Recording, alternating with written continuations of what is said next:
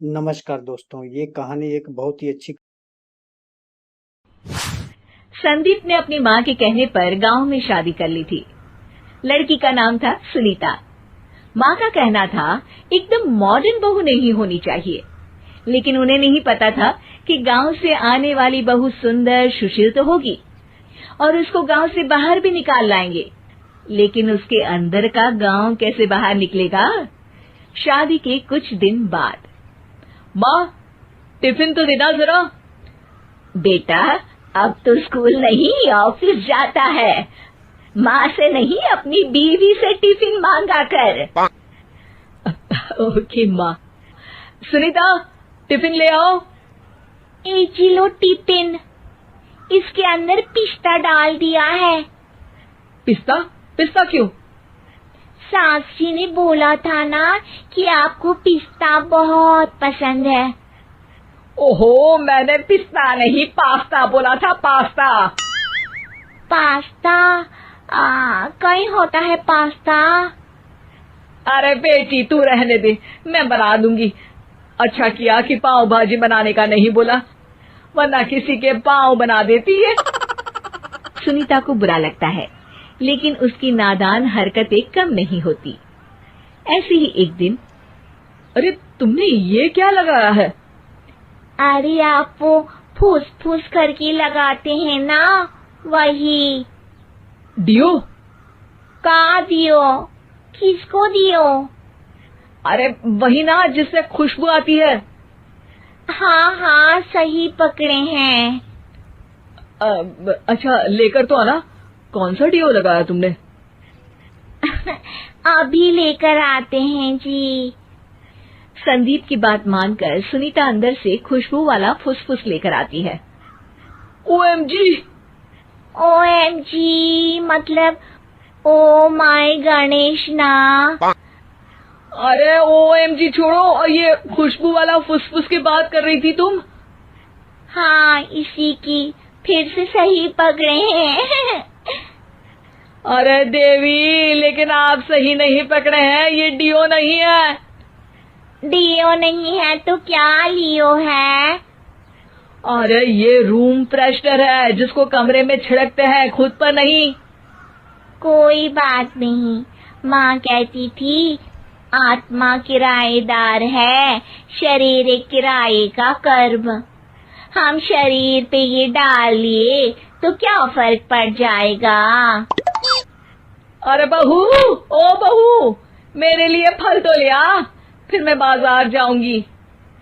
सुनीता अपनी सास के लिए फल लेकर आती है। अरे बेटा, पपीता, तरबूज और सेब फल ऐसे कैसे खा लूं, काट कर तो ले आ। माँ जी, मेरे गांव में तो खेत से उठा के सीधा खा लेते हैं। अरे ये तेरा गांव नहीं है ना। अरे संदीप, तू ही कुछ समझा देना इसको बेटा। मैं कैसे समझाऊं माँ, ये तो माइक्रोवेव को भी भट्टी बोलती है। कल मैंने बोला हाय कैसी हो, तो बोलती है किसी को हाय नहीं लगानी चाहिए।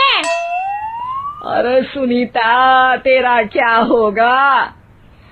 अभी तो कैसे बताऊं माँ जी, अभी हम कुछ करेंगे फिर पता चलेगा क्या होगा, लड़का या लड़की।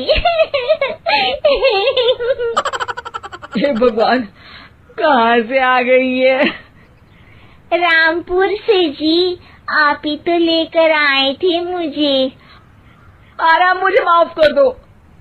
पहले कोई गलती तो करिए जी, आपकी तो सारी गलती माफ कर देंगे हम। हाँ अरे बहू, मेरी बात सुन, फल यानी कि फ्रूट जब भी लाए ना तो काट कर लाना, ठीक है?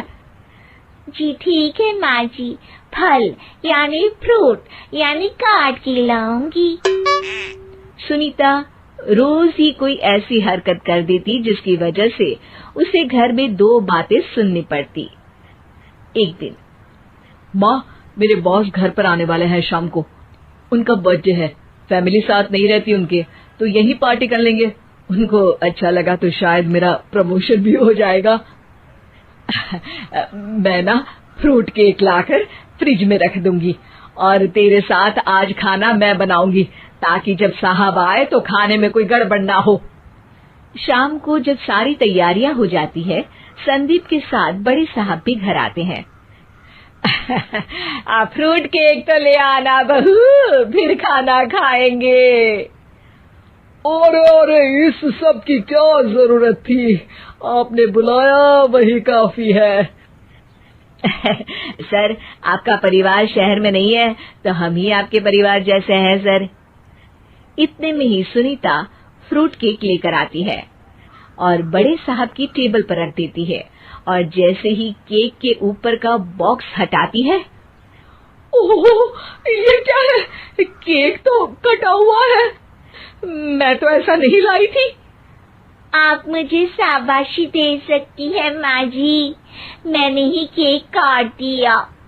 आपने कहा था ना फल यानी फ्रूट यानी हमेशा काट के लाना, तो फ्रूट केक भी तो फ्रूट ही है ना, तो मैंने पहले ही काट लिया। हूँ ना मैं समझदार। अरे बहू, ये क्या किया? केक हमेशा वही काटता है जिसका जन्मदिन होता है। तुझे एक बात भी समझ नहीं आती, एक नंबर की बेवकूफ है। पूरा माहौल बिगड़ चुका था। संदीप को लगने लगा था कि साहब उसे प्रमोशन तो दूर की बात है, कहीं डिमोशन ना दे दे, लेकिन साहब बीच में ही बोल पड़ते हैं। अरे कोई बात नहीं, ये इनकी बेवकूफी नहीं है, इनका भोलापन है। बेटा आप कहाँ से हो? रामपुर गांव से। अरे वाह, गांव से? फिर तो आपके गांव में ताजे फल और सब्जियां मिलते होंगे। हाँ, सही पकड़े हैं। हम तो काटते भी नहीं, सीधा खा लेते हैं। मैं ना एक बार तुम्हारे गांव घूमने जरूर चलूंगा। क्यों संदीप, ले चलोगे ना? मुझे गांव घूमना बहुत पसंद है। बस फिर क्या था, संदीप और सास दोनों खुश हो गए क्योंकि साहब को सुनीता ने गांव की बात करके खुश कर दिया था। अब संदीप का प्रमोशन पक्का था। शिक्षा, कभी भी किसी भी गलती पर घबराना नहीं चाहिए। हो सकता है कि उस गलती की वजह से आगे बड़ा फायदा हो जाए।